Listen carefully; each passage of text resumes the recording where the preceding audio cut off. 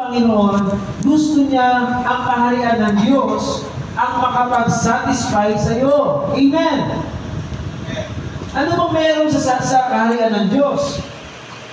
Yung kabutihan ng Diyos na doon sa kanyang kaharian. Yes. Hello. Amen. Mag-invite ka ng isang tao na mataas ang kanyang kalagayan, mataas ang kanyang estado. Ang tawag doon, hindi ka tinuturing na mababa. Privilege. Sabihin natin, privilege. Halimbawa, pumunta ka sa isang mamahaling restaurant, 5-star hotel. Wow! Amen! Amen! Inipay ka sa isang 5-star hotel, wala kang gagastusin. Sa tingin mo, hindi mo ma-experience yung kagandahan ng 5-star hotel. Sino ba nakapunta na dito ng 5-star hotel? Siguro ako 3-star pa. Meron yan eh. May 1-star, o may 2-star, may 3-star. Pag sinabing 5-star hotel, ay luxury. Luxury. Ituturing ko, mas higit pa ang kaharian ng Diyos sa luxury. Yes. Ang kaharian ng Diyos na nandun ang Panginoon, nandun ang kanyang kabutihan. Sa tingin niyo ba, hindi ka masasatisfy? Hello? Minsan napunta kami ni Pastor Rona sa isang hotel lang, na simple hotel lang. Nasatisfy pa rin kami. Amen. Naranasan din namin yung medyo condo. Wow, ganda. Yung swimming pool, ganda na lobby. Amen. Nakapagpahinga ka, nakatagpo ka ng relaxation, nakatagpo ka ng comfort. Ano bang meron sa kaharian ng Diyos na makapagsasatisfy sa tao? Una, ang kaharian ng Diyos, ito ang inihanda niya. Sabihin na natin, inihanda niya. Saan version, Pastor, na hinihanda ni Jesus ang kanyang kaharian? Sabi niya, di ba, kailangan kong umalis. John 14, verse 2. John 14, verse 1 and 2. Pakibasa. Ano yung inihanda ng Ama sa pamamagitan ng ating Panginoon? John 14, 1 and 2. Huwag hayaan ang inyong puso na mabagabag. Marami ba nababagabag? Marami bang ano ba yung bababang nasali ng mga nababagabag? Huwag kang mag-worry, nag-aalala. Okay, tuloy. Verse 1. Manampalataya kayo sa Diyos, manampalataya rin kayo sa akin. Sa tahanan ng aking Ama ay maraming mga mansyon. Kung ito ay hindi gayon, ay nasabi ko na sana sa inyo, ako'y paroroon upang maghanda sa isang lugar para sa inyo. Okay, ang ganda, di ba? Sa bahay na, huwag kayong mag-worry, huwag kayong mag-alinlangan, magtiwala kayo sa akin. Sabihin nga natin, magtiwala. Sinabi ni Lord sa mga alagad niya, manampalataya kayo sa akin. Sa bahay ng aking Ama ay maraming mansyon. Amen. At kung hindi garon, ako'y pupunta roon upang ipaghanda kayo. Ipaghanda. Amen. Anong pakibasa ko ulit yung verse 2? Sa tahanan ng aking Ama ay maraming mga mansyon. Maraming mansyon in the house. Kung ito ay hindi gayon, ay nasabi ko na sana sa inyo, ako ay paroroon Pumunta roon. upang maghanda ng isang lugar para sa inyo. Yung pag-akyat ni Jesus mula sa resurrection, yung pagkamatay sa krus ng Kalbaryo, at muli siyang nabuhay, amen. At muli siyang umakyat, amen. Naupo sa kanan ng trono ng Ama, amen. Ang ibig sabihin nun, nag-prepare siya ng isang lugar. Lugar sa kanyang kaharian, amen. Pag sinabi may lugar sa kanyang kaharian na hinihanda niya, yun ay para maranasan mo yun. Tama? Makilala mo si Lord at maranasan mo yung kanyang inihandang lugar. Ang tanong ko, ano yung inihandang lugar ng Diyos? Ano yung gusto niyang matikman mo? Ano yung gusto niyang maranasan mo? Na makapagsasatisfy sa iyo? Ano sabi niya sa mga sumusunod sa kanya? Unahin mo ang kaharian ng at ang kanyang katwiran. Idalagdag niya ang lahat ng iyong kailangan. Sabihin mo sa kapatid mo, lahat ng iyong kailangan. Lahat ng iyong kailangan Okay, nasaan? Nasaan ang iyong kailangan? Naka-ready na. Ready. Pag sinabing ready, ang kaharian ng Diyos abot kamay na. Pag sinabing abot kamay na, mararanasan. So ano mo bang dahilan kung bakit hindi masatisfy ang tao? Sige, ito yung satisfaction, ito yung hindi masatisfy. Ano pinagkaiba? Bakit hindi masatisfy ang tao? May tanong po ako sa inyo. Bakit hindi ka minsan masatisfy?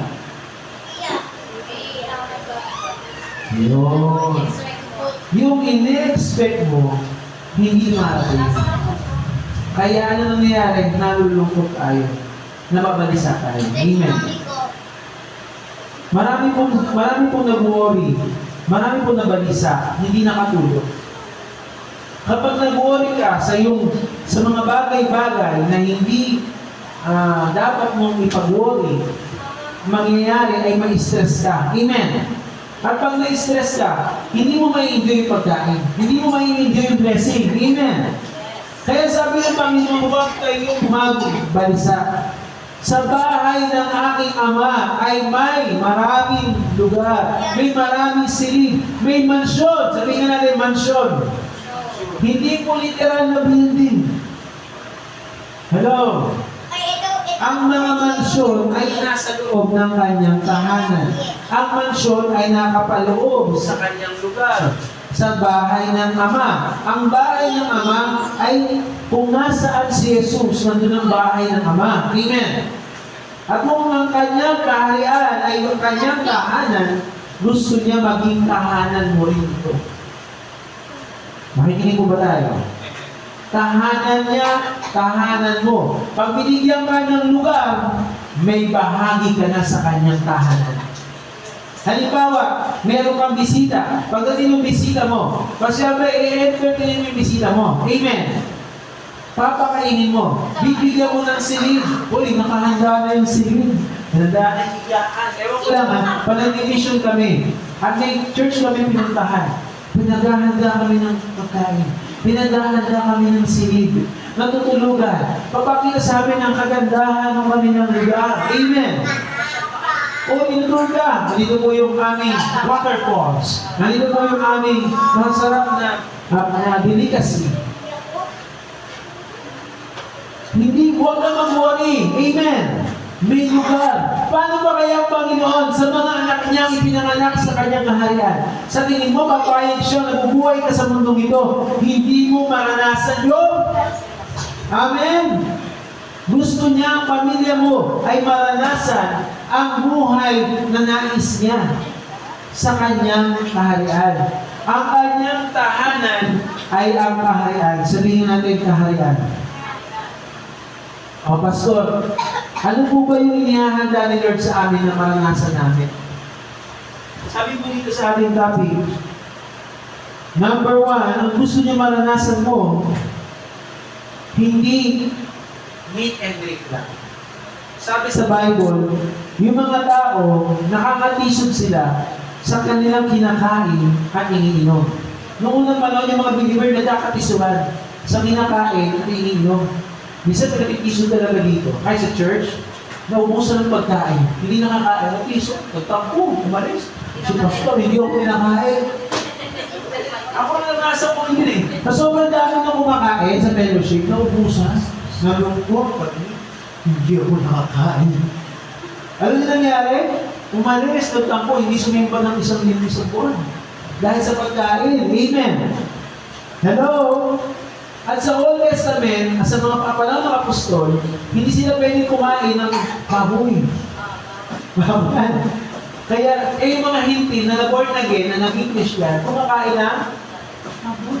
Kaya sabi niya ni Paul, hindi dapat maging kalitusuran ang pagkain at inumin, sapagkat ang kaharian ng Diyos hindi sa karne. Amen! Kundi saan? Ano yung enjoyment sa kaharian ng Diyos? Number 1, righteousness. Sabi natin, righteousness. Righteousness is magsunod mo yung kalooban niya. Amen. Eh ano kung kumakain ka ng baboy? Ito hindi kumakain ng baboy. Kumakain yung isa ng baboy, ito hindi. Yung ba dahilan para hindi ka makapasok sa kaharian? Yung ba talaga mahalaga? Amen. Napanood namin ni Pastora Rona sa palabas na The Chosen.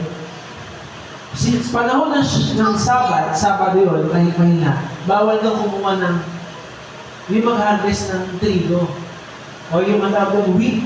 Kasi yung trigo, bawal din mangisda, bawal kumuha ng trigo. Yung trigo gagawin, tinapay. Amen. Yun yung pagkain nila. Parang sa atin, ang pagkain sa atin, ano? Palay. Bawal kang mag-harvest ng palay at magbigay ng palay at magsaing sa panahon ng Sabat. Sa kanila gano'n, Sabat, bawal kang manguha ng wheat. Pero si Jesus, alam mo, nagugutom sila. Yung mga disciple, anong ginawa nila? Kinain.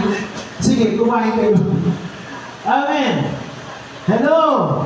Nangatisod yung mga religious leader. Bakit? Bakit kayo kumukuha ng tinapay sa panahon ng Sabat? Bakit ka nagpapagaling sa Sabat? Bawal daw magpagaling.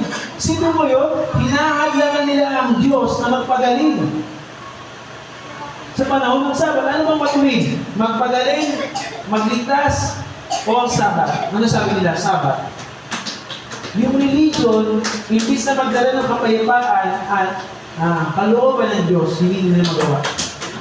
Kaya sabi ni Jesus, ang anak ng tao ay ano yun? Lord of the Sabbath. Ang Panginoon ng Sabat, nagalit sila. Bakit? Binabayin mo ang kautusan. Sabi ng mga tagapagturo. Pero sa totoo lang, hindi sa kinakain nakakasala. Kaya sabi ni Paul, hindi ang pumapasok sa bibig ang dahilan ng kasalanan, kundi yung lumalabas sa tao. Amen po ba? So ano yung makapagsasatisfy sa atin? Yung pagkain o yung kaluluwa natin ay makalaman nito yung kanyang pinakamagandang kalooban ng Diyos. Amen. Amen. Halimbawa po, ano mas mabuti? Masunod mo ang kalooban ng Diyos o masunod mo ang sarili mo? Kasabihin ng iba, syempre, masunod ang Diyos. Pero pag usapin ay pang mga pangangailangan na, ano mas muna? Syempre, sorry. Hello? Hindi ka nila masunod eh. Sabihin mo, unahin mo si Lord, unahin mo para ng Diyos. Sabihin ng iba, unahin ko to. Magugutom ako. Amen. Hindi po. Ang Diyos natin, pag inuna mo siya, kung ano yung kailangan mo, sagot na niya. Amen! Baliktad eh. Baliktad ang mundo.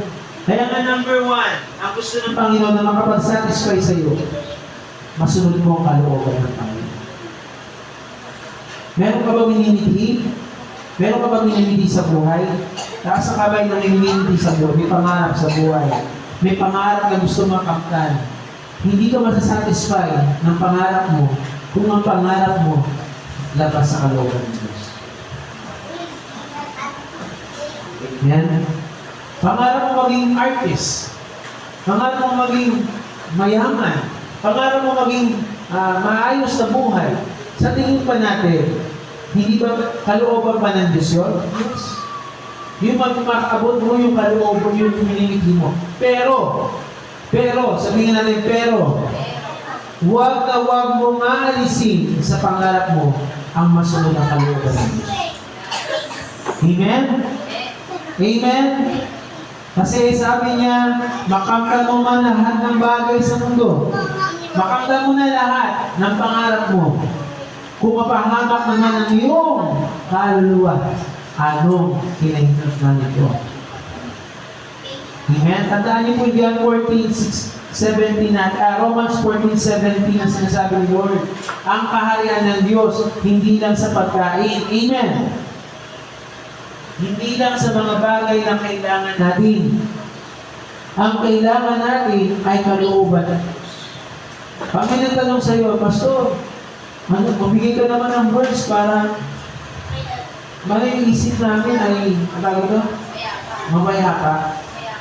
Kasi may nagtanong sa akin sa work ko niyan. Diba nasa work ako kahapon? Sabi po ng mga kasamahan namin, Pastor, paano ba tayo Kung pag naguguluhan ang isip mo, anong gagawin mo? Huwag kang magsawang gumawa ng mabuti. Amen. Galatians 6 verse 9. Huwag kang magsawang gumawa ng mabuti. Ano ba yung mabuti? Kalooban ba ng Diyos sa mabuti?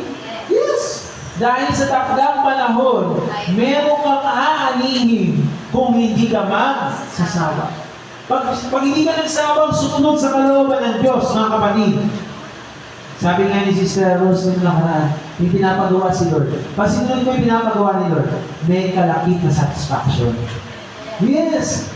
Pag nagawa mo yung pinapagawa ni Lord, maliit na bagay lang, yung pinapagawa ni Lord sa'yo, ginawa mo, masaya ka. Pero pag narinig mo ang kalooban ng Diyos at hindi mo magawa, miserable ka, malungkot ka. Totoo yun. Amen. Pag may pinapagawa sa'yo si Lord at hindi mo magawa, miserable ka. May struggle ka, ang tawag ko struggle. Parang nahihirapan ka, ano ba nangyayari sa akin? Bakit naguguluhan ako? Alam mo ba naguguluhan ka, naglalaban ang kalooban mo at ang kalooban mo? May naglalaban eh. Yung dating ikaw, lumalaban. Hindi, ito gusto ko. Yung bagong ikaw, lumalaban din. Hindi, ito yung kalooban ng Diyos. Amen. So, sino kayo naman nanalo? Sino kayo yung manalo? Hello. Sabi ng iba, kung sino ang pipiliin mo. Pananalo yung pipiliin mo. Kung pipiliin mo, laman at wine, flesh and meat and wine. Ano yung meat and wine? Meat, flesh. Wine means yung mga inaalok ng mundo, may wine din ng mundo. Ano yung wine ng mundo? Espiritu ng anak, Espiritu ng mundo. Hello. Amen. Hindi masama ang wine na ininom. Ang masama, pag nalasing ka na yan. Alam niyo sabi ng Bible, huwag kayong magpakalasing sa alak, magpakalasing kayo sa Espiritu Santo. Amen. Huwag kang magpakalasing sa takbo ng mundo. Malalasing ka talaga yan. Amen. Hindi lang yung iniinom yung layaw ng mundo, yung inumalok ng mundo. Malalasing ka dyan, mag-i-enjoy ka dyan. Ang tawag ng iba, enjoy ako eh. Enjoy. Pero, iba yung enjoyment ng Panginoon. Ang inaalok na enjoyment ni Lord sa kanyang kaharian. Amen? Amen? Ano yun? Righteousness, kalooban ng Diyos. Ano sunod?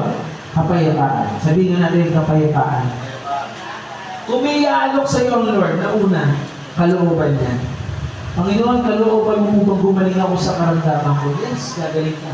Panginoon, kalooban pa ng Diyos na mamatay ako, hindi, bubuhayin ka. Amen. Kalooban pa ng Diyos, masira ang buhay mo, hindi, babaguhin ka niya. Amen. Kalooban pa ng Diyos na ikaw ay maghirap, hindi, pasasaganahin ka niya. Amen.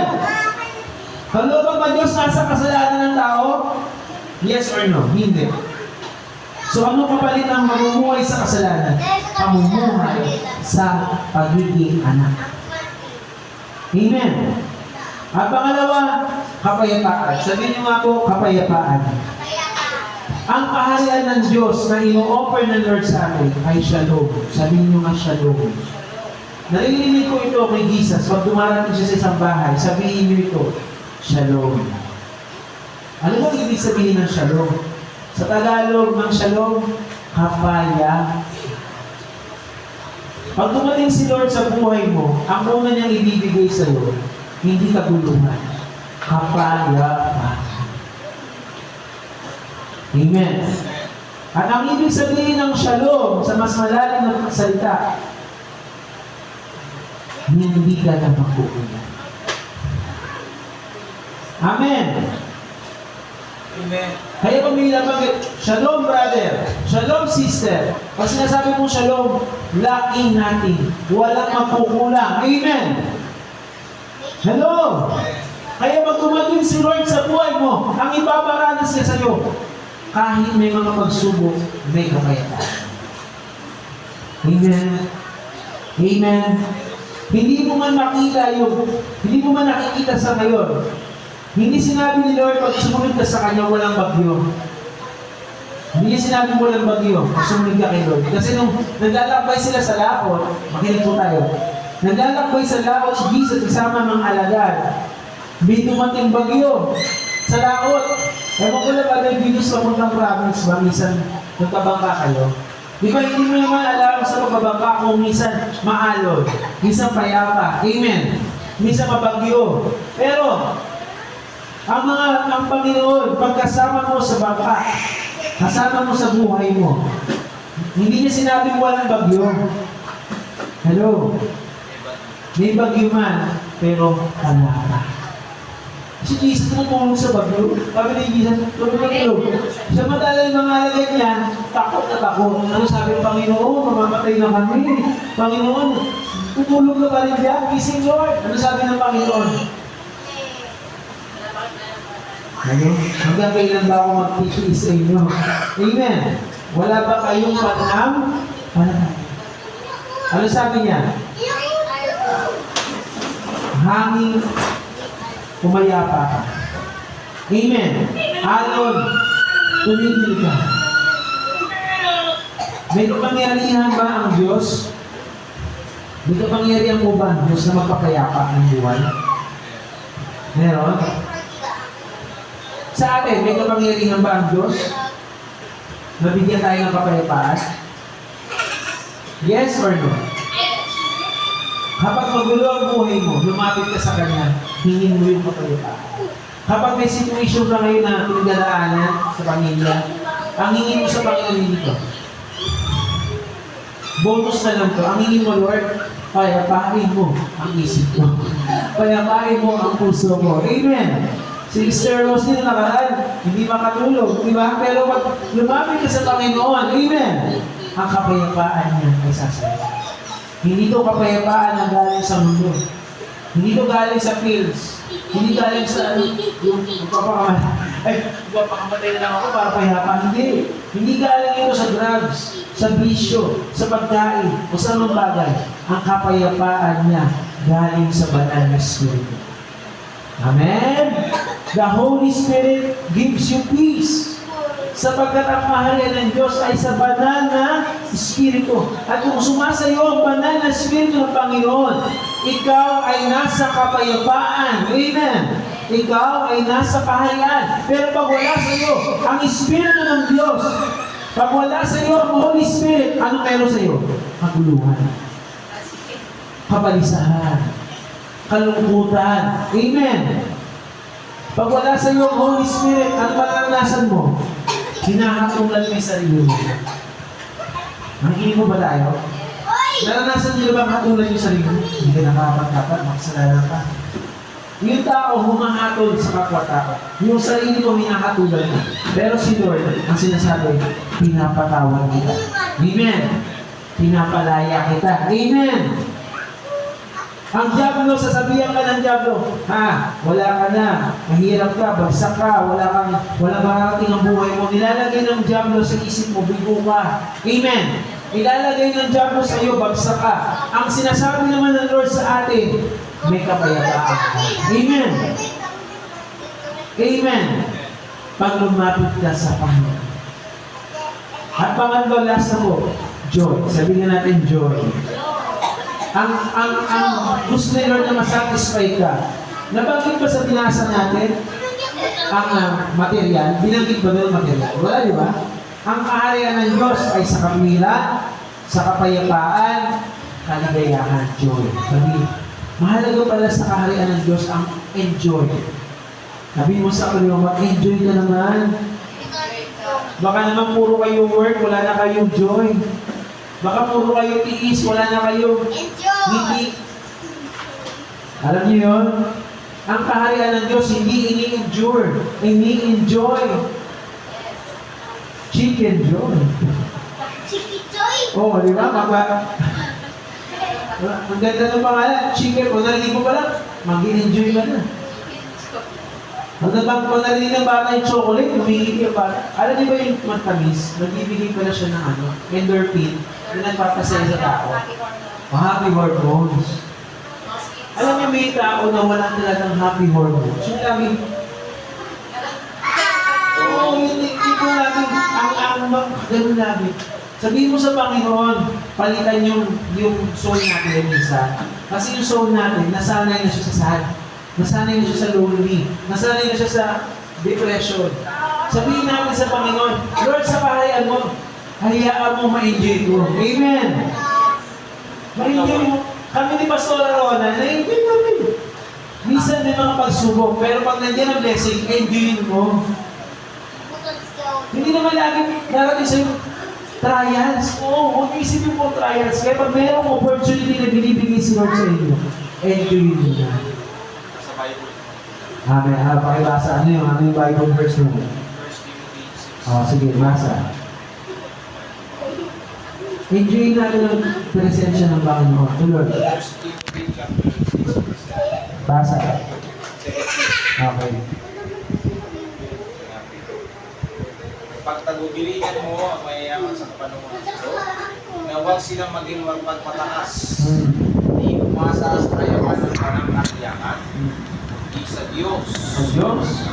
Namuhay na siyang masaganang nagkakalot sa atin ng lahat ng mga bagay upang ating matamasa. Matamasa. Ano ba yung matamasa? Ma-enjoy. Ikagalak mo. So, hindi enjoy si Lord. Amen. Akala ng iba, enjoy magsunod sa Lord. No. Ang pinakamasayang buhay sa Panginoon. Amen. Ang pinakasatisfied na buhay na pero akala ng iba, hindi, masasatisfied ako sa bisyo. Masasatisfied ako sa pera. Masasatisfied ako sa, alam nila, sa mga bagay ng mundo. Kahit pa ano yung gravy, kahit pa ano yung rice, lagi pa rin kulang. Amen. Bibig ka pa rin. Pero kay Lord, may enjoy mo. Bakit? Ang Holy Spirit ang nagbibigay ng joy. Amen. From the word. Ang kanyang salita ay nagbibigay ng joy, peace, righteousness. Ang kanyang mga pangako, sabihin mo nga pangako. Pag si Lord nangako at tinanggap mo, nagtiwala ka sa pangako ni Lord, ang bunga nun, joy. Ang sarap enjoyin ang presensya ng Panginoon. From the word. Naalala ko tuloy naalala ko yung mga answer prayer natin. Pag tinutugon ba prayer mo, malungkot ka. Pero yung iba tinutugon yung prayer, malungkot pa rin. Oh, hindi nila naranas. Parang, pastor, tinutugon na pala yung prayer ko, ba't malungkot pa rin ako? Kasi meron kang ina-expect na iba. Okay. Sana hindi na ikaw yung pangasawa ko. Ganyan ba yun? Hindi mo kasi i-enjoy. Amen. Hello? Meron iba dyan. Yung una, kasi anniversary po namin pa namin. Na mag-asawa, hindi lang puro hindi lang puro pag-asawa daw, hindi parang, ano ba, Father Venus, parang kanin na pag napasok pa, iluluwa mo. Amen.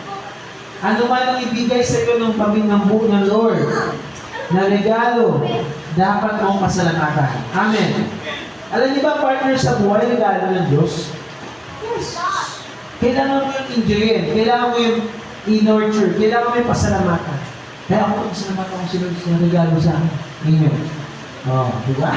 Kaya dapat magpasalamat ka. Kung may anak ka, may pamilya ka, pasalamatan mo si Lord. Kung meron ka mahal sa buhay, pasalamatan mo si Lord. Amen. Enjoy mo ang buhay mo sa kasama mo, sa binigay ni Lord. Huwag mo endure. Yung iba kasi hindi endure na lang eh. Enjoyin mo. Amen. Pag nandiyan ba ang presensya ng Lord, lalo na. Kasi hindi mo nakikita si Lord, ang alam mo wala si Lord. Hello? Kung di ba yung nakikita mo ang kapitbahay, yung nakikita mo tropa, yung nakikita mo katrabaho, nai-enjoy mo sila. Uy, tignan, may tayo, mas tayo. Nai-enjoy natin. Pero si Lord, nai-enjoy mo ba? Nai-enjoy mo ba pag-fellowship si Lord? Kaya hindi mo siya nakikita? Hello, may usap po ba ako? Tumatawag ka pa ba kay Lord? Nakikipag-usap ka pa ba kay Lord? O malayo ng loob? Dalawa lang yan. Malapit o malayo. Pag malapit, nai-enjoy. Pag malayo, hindi na nai-enjoy. Kaya pinalaan ni Lord yung isang church sa Bible. hindi mo na ako mahal. Tulad ng may iba ka nang ini-enjoy. Amen? Amen? Evaluate natin ngayon ang puso natin. Kung ito yung ino-offer sa ni Lord, joy, pwede mo ba tanggapin? Kung ino-offer sa ni Lord, kapayapaan, pwede mo ba tanggapin? Amen. Kung ino-offer niya sa iyo kanyang kalooban, pwede mo ba tanggapin yung ino-offer ng Diyos sa kanyang kaharian? At pag natanggap mo kaya, maranasan mo ito, mapapasalamatan mo si Lord. Amen. Amen. Kaso nabanggit dito, ang malaking problema, true happiness, sabihin natin true happiness. Pakibasa nga sa Romans 14:18, pakibasa mo yan. Continue natin yun, matapos na tayo. Saan ba yung tunay ng kaligayahan? Romans 14:18. Sorry sa 14:18. Sapagkat siya nasa mga bagay nito'y naglilingkod kay Kristo, ay katanggap-tanggap sa Diyos at subok sa mga tao. Tuloy, 19. Sapagkat tayo'y hayaang sumunod ayon sa mga bagay na gumagawa para sa kapayapaan, at ang mga bagay na kung saan ang isa ay maaaring pagtibayin ng iba. Talong ka sa 22. Ito na yung true happiness. Ano ba yung true happiness? 22. 14:22. Meron ka bang pananampalataya? Meron ka bang Amen. Sino dito may faith? tuloy? Magkaroon ito sa iyong sarili sa harap ng Diyos. Mapalad siya. Happy. O kapalad. Tuloy. Mapalad siya na hindi hinakatulan ng kanyang sarili sa bagay na iyon na pinapahintulutan. Mga bagay na pinapahintulutan niya. Happy are those who allow the will of God in His life. Punta natin. Mapalad ang mga taong inaalaw niya ang kalooban ng Diyos sa buhay. Mapalad doon. Sabihin mo nga mapalad. Mapalad. Happy. Ang ibig sabihin ng mapalad, happy. Masaya. Very enjoy mo. Ang kaharian ng Diyos. Kapag iaalaw mo yung kalooban niya, ang mangyari sa buhay. Ayos. Pero kung lalabanan mo ang kalooban ng Diyos, hindi ka magiging masaya. Hindi ka magiging satisfied. Ngayon. Kaya enjoy mo lang ang kalooban ng Diyos. Okay? Kami pag-pray natin si ano. Binungo mo siya, no?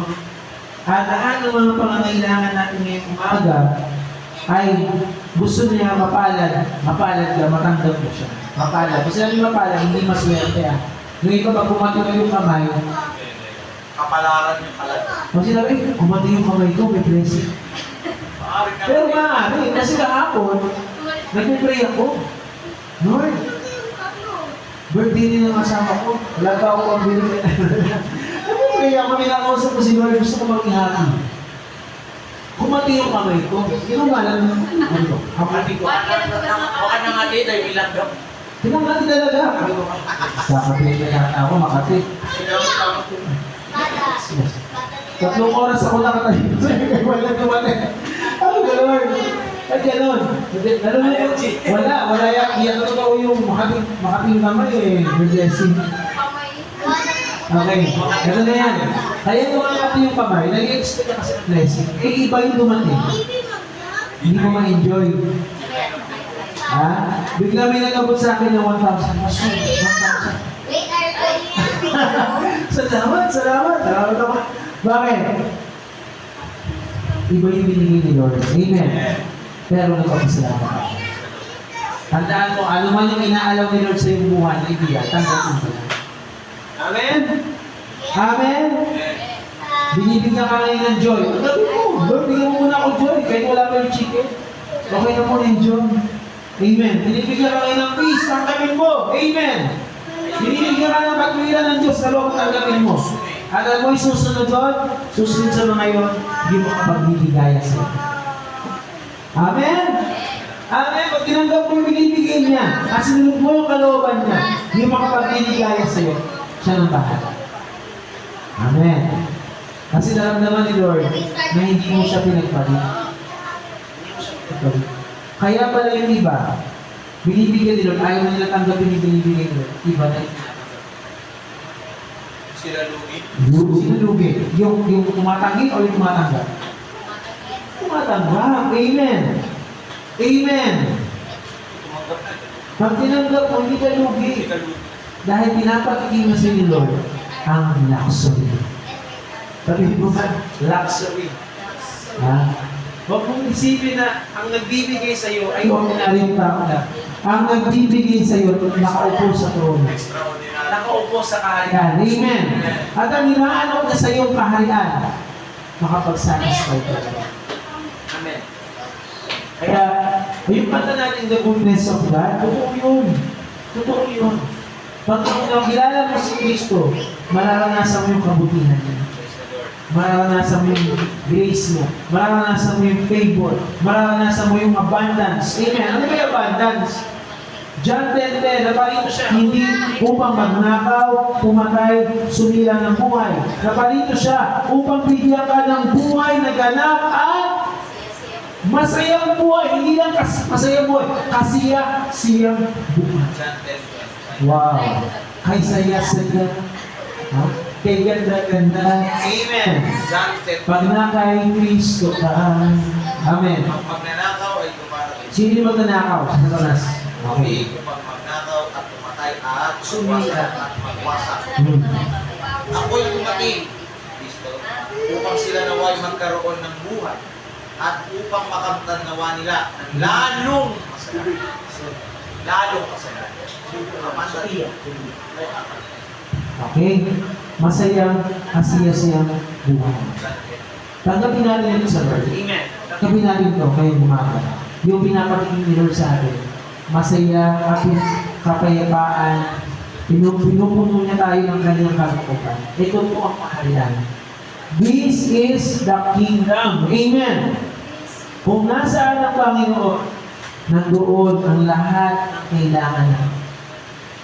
Tayo po lahat ay malayo ang magpasalamat sa Panginoon. Pwede natin awin yung kantang yun. Tayo po tumayo at manalangin. Bago tayo mag-pray, kaya muna natin ang Panginoon ay kausapin tayo. Alay na sa salita niya. Hayaan natin naman tayo ay magpasalamat. Magpasalamat tayo ngayon sa Panginoon. Ano man po yung kailangan ng bawat isa, ano man po yung naisin ng bawat isa sa Panginoon. Iba-iba po tayo ng naisin ngayon. Pero hayaan natin ng Lord na tumugon sa lahat ng ating mga minimili. Yes, Lord. Hallelujah.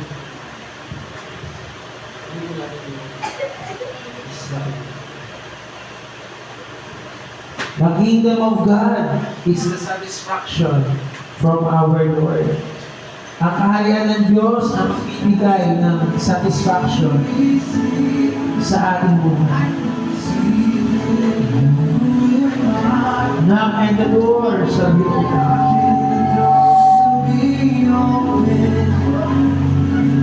This is the door for you. Ask and you shall receive. Humingi at ikay bibigyan.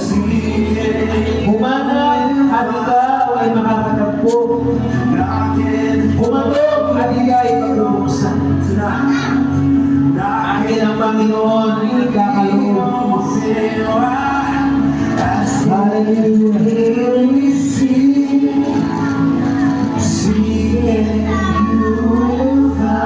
Yes, Lord. Sa iyong kaharian.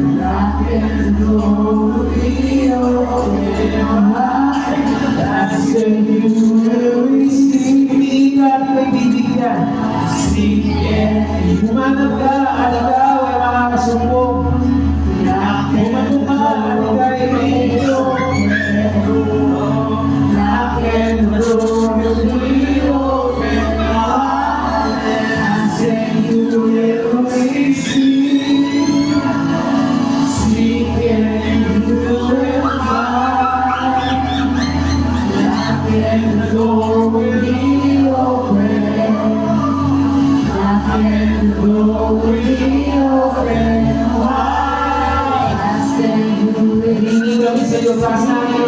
tayo sa Panginoon.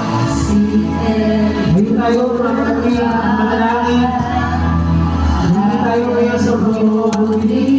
Pagkakin natin ang kanyang iniyak.